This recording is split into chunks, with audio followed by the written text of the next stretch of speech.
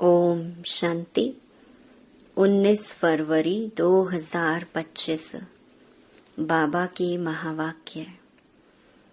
मीठे बच्चे, तुमने अब तक जो कुछ पढ़ा है उसे भूल जाओ। जीते जी मरना माना सब कुछ भूलना। पिछला कुछ भी याद न आए।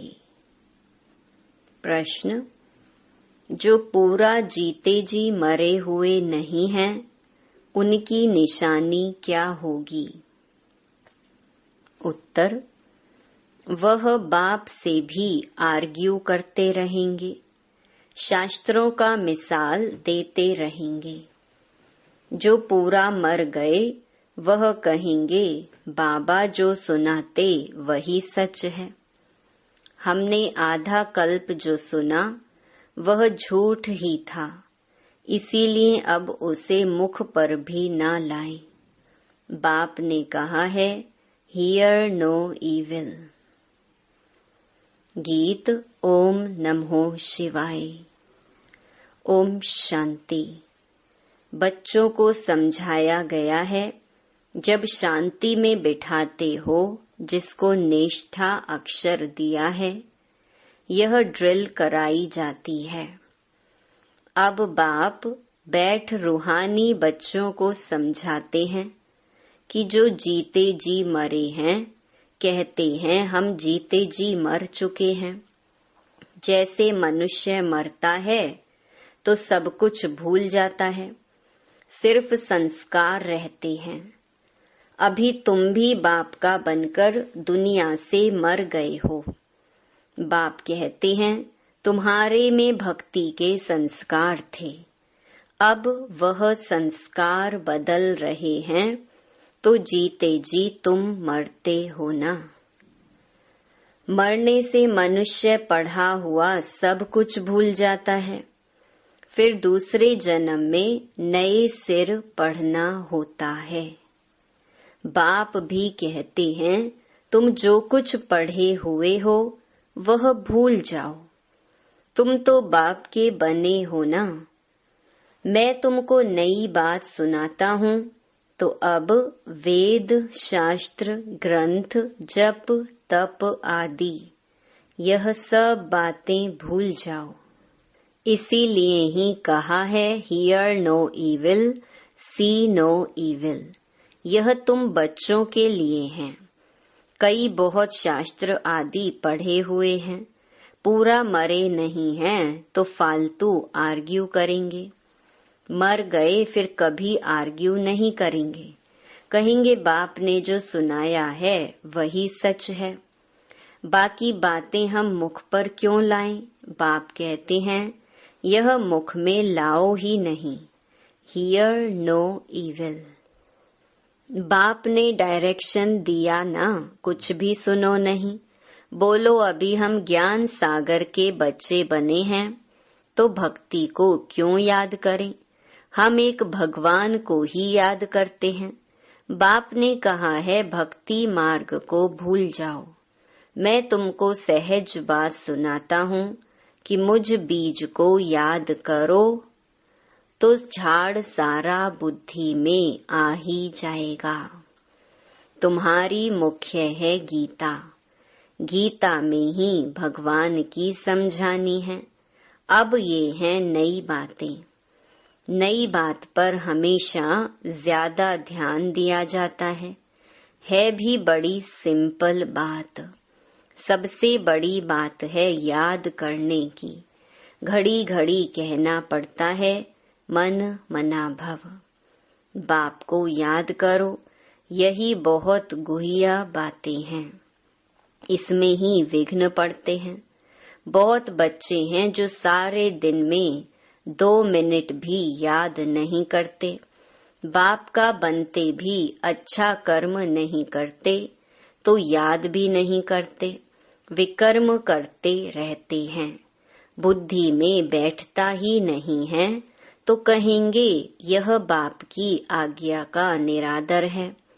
पढ़ नहीं सकेंगे, वह ताकत नहीं मिलती, जिस्मानी पढ़ाई से भी बल मिलता है ना।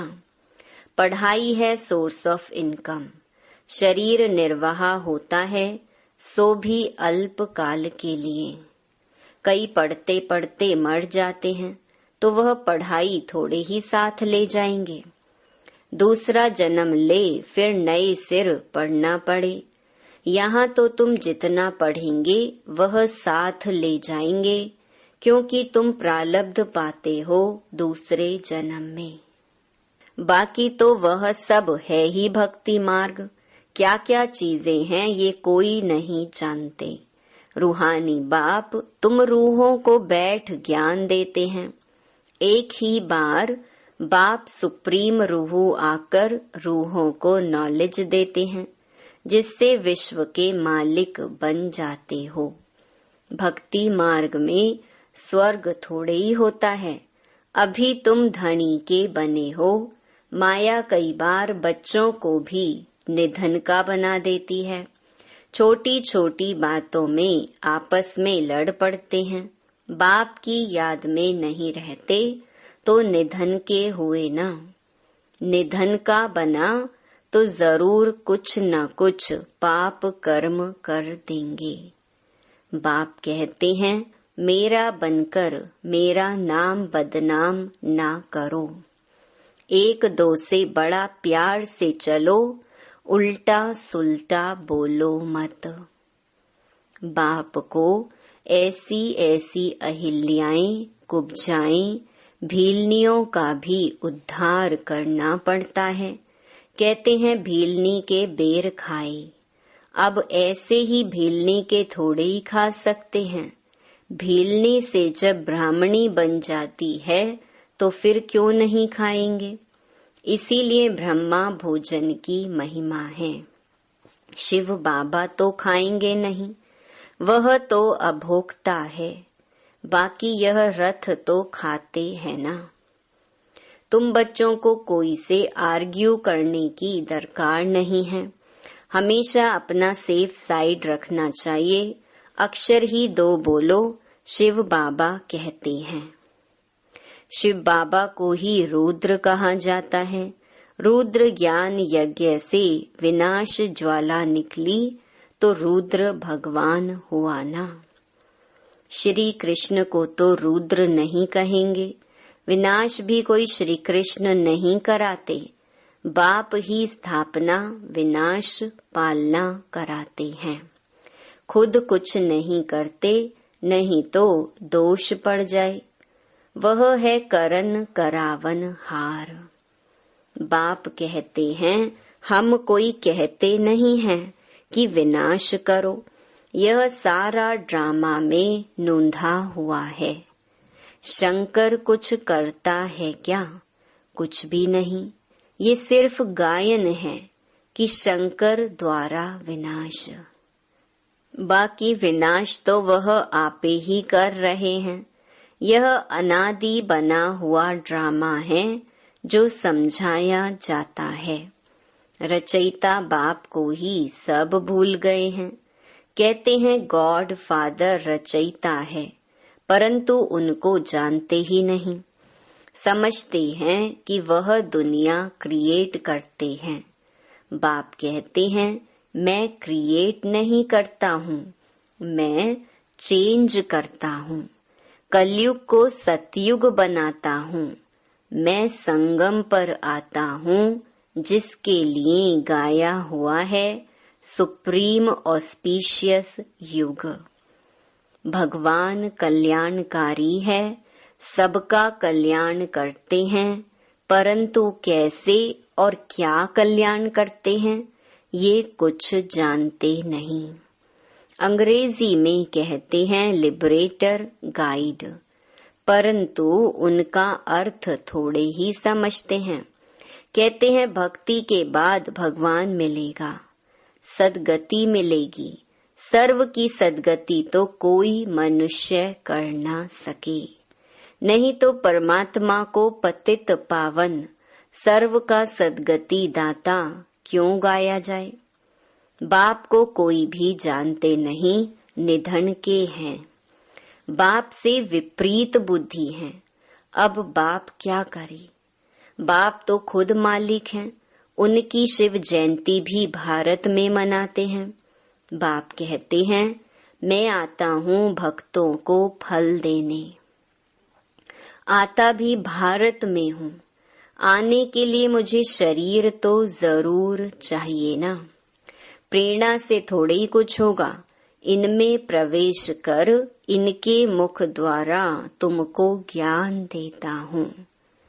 गौ मुख की बात नहीं है, यह तो इस मुख की बात है। मुख तो मनुष्य का चाहिए, ना कि जानवर का। इतना भी बुद्धि काम नहीं करती है।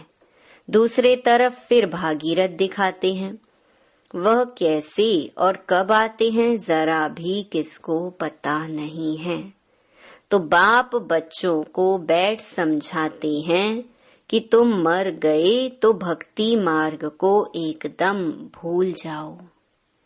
शिव भगवानुवाच, मुझे याद करो तो विकर्म विनाश हो जाएंगे। मैं ही पतित पावन हूँ, तुम पवित्र हो जाएंगे, फिर सबको ले जाऊंगा। मैसेज घर घर में दो। बाप कहते हैं, मुझे याद करो तो विकर्म विनाश होंगे, तुम पवित्र बन जाएंगे। विनाश सामने खड़ा है।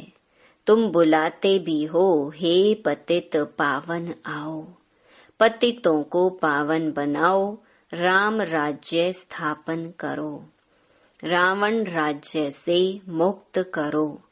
वह हरेक अपने अपने लिए कोशिश करते हैं। बाप तो कहते हैं, मैं आकर सर्व की मुक्ति करता हूँ। सभी 5 विकारों रूपी रावण की जेल में पड़े हैं। मैं सर्व की सद्गति करता हूँ। मुझे कहा भी जाता है, दुख हरता सुख करता। राम राज्य तो जरूर नई दुनिया में होगा। तुम पांडवों की अभी है प्रीत बुद्धि, कोई कोई की तो फौरन प्रीत बुद्धि बन जाती है। कोई कोई की आहिस्ते आहिस्ते प्रीत जुटती है। कोई तो कहते हैं, बस हम सब कुछ बाप को सरेंडर करते हैं, सिवाय एक के दूसरा कोई रहा ही नहीं। सबका सहारा एक गॉड ही है। कितनी सिंपल से सिंपल बात है। बाप को याद करो और चक्कर को याद करो तो चक्रवर्ती राजा रानी बनेंगे। ये स्कूल ही है विश्व का मालिक बनने का। तब चक्रवर्ती राजा नाम पड़ा है। चक्कर को जानने से फिर चक्रवर्ती बनते हैं।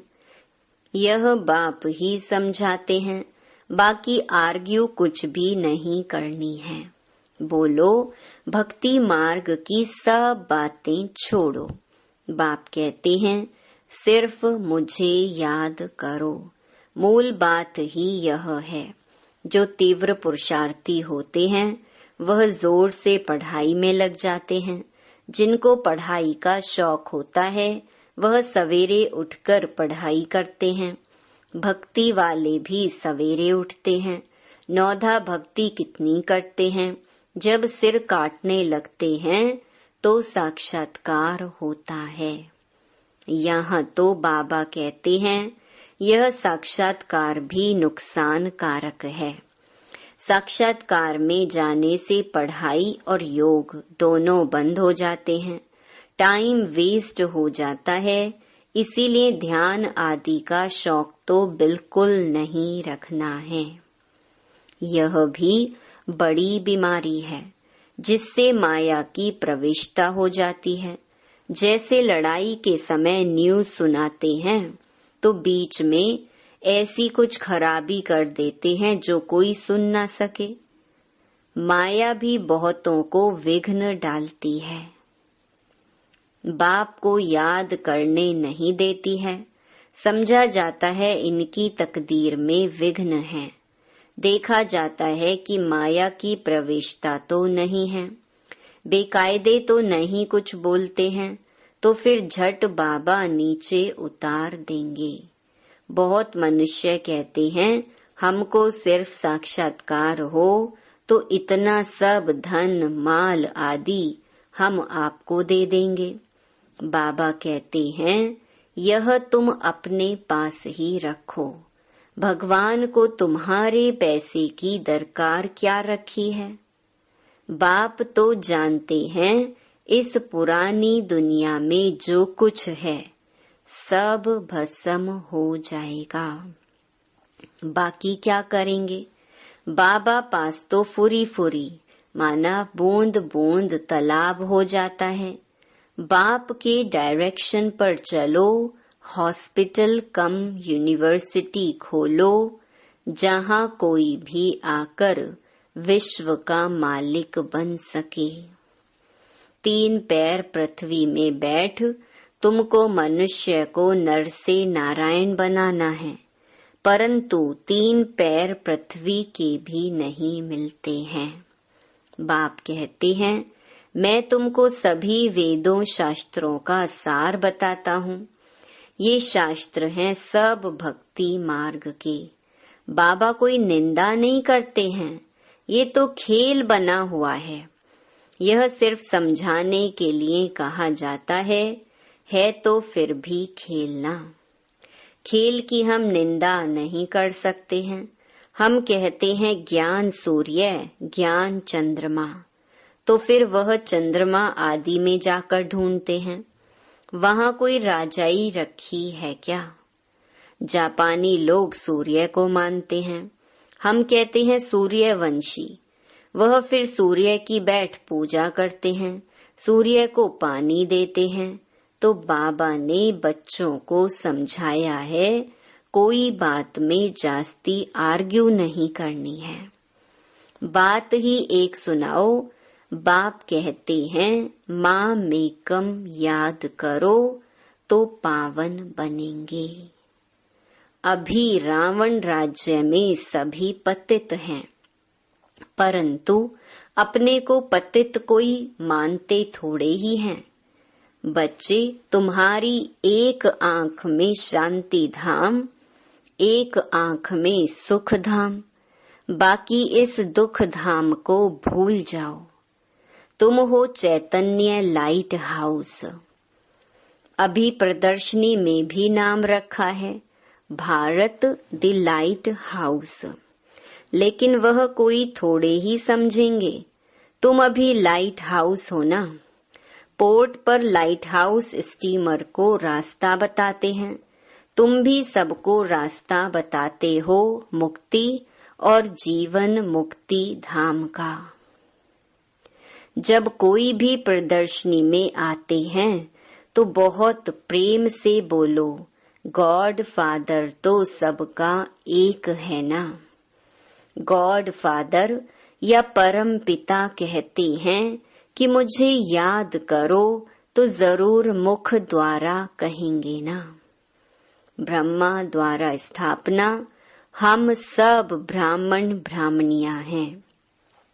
ब्रह्मा मुख वंशावली, तुम ब्राह्मणों की वह ब्राह्मण भी महिमा गाते हैं। ब्राह्मण देवताए नमः। ऊंच ते ऊंच है ही एक बाप। वह कहते हैं मैं तुमको ऊंच ते ऊंच राजयोग सिखाता हूँ, जिससे तुम सारे विश्व के मालिक बनते हो। वह राजाई तुमसे कोई छीन न सके। भारत का विश्व पर राज्य था। भारत की कितनी महिमा है। अभी तुम जानते हो कि हम श्रीमत पर यह राज्य स्थापन कर रहे हैं। अच्छा, मीठे मीठे सिकिलधे बच्चों प्रति मात पिता बाप दादा का याद प्यार और गुड मॉर्निंग। रूहानी बाप की रूहानी बच्चों को नमस्ते। धारणा के लिए मुख्य सार। पहला, तीव्र पुरुषार्थी बनने के लिए पढ़ाई का शौक रखना है। सवेरे सवेरे उठकर पढ़ाई पढ़नी है। साक्षात्कार की आश नहीं रखनी है। इसमें भी टाइम वेस्ट जाता है। दूसरा, शांति धाम और सुख धाम को याद करना है, इस दुख धाम को भूल जाना है। किसी से भी आर्ग्यू नहीं करनी है। प्रेम से मुक्ति और जीवन मुक्ति धाम का रास्ता बताना है। वरदान, सदा सुखों के सागर में लवलीन रहने वाले अंतर्मुखी भवा। कहा जाता है अंतर्मुखी सदा सुखी।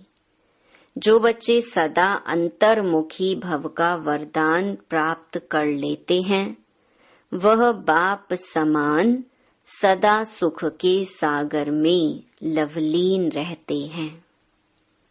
सुखदाता के बच्चे स्वयं भी सुखदाता बन जाते हैं।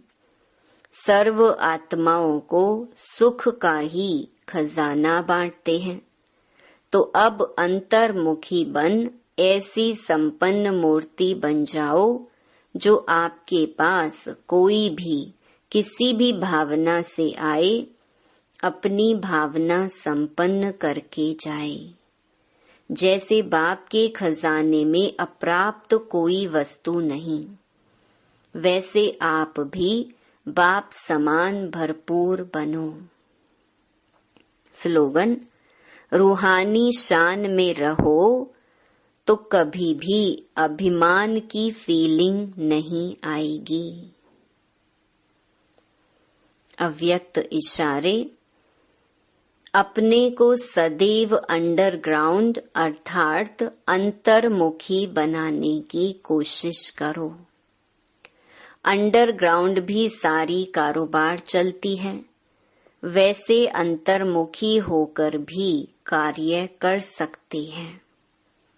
अंतर्मुखी होकर के कार्य करने से एक तो विघ्नों से बचाव, दूसरा समय का बचाव, तीसरा संकल्पों का बचाव व बचत हो जाएगी।